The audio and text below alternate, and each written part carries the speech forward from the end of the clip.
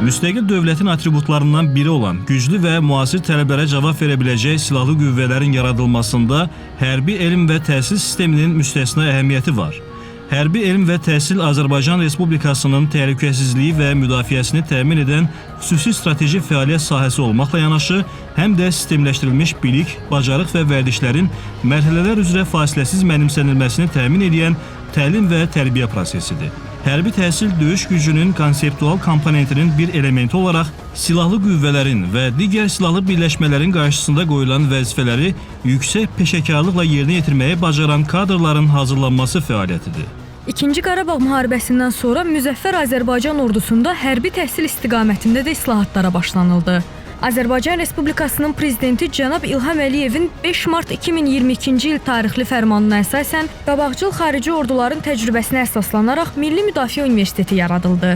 Müdafiə Nazirliyinin strukturuna daxil olan Milli Müdafiə Universiteti tabeliyindəki xüsusi təyinatlı təhsil müəssisələri vasitəsilə ali təhsilin bütün səviyyələri üzrə mütəxəssis hazırlığını, orta ixtisas və əlavə təhsil proqramlarının həyata keçirilməsini təmin edir.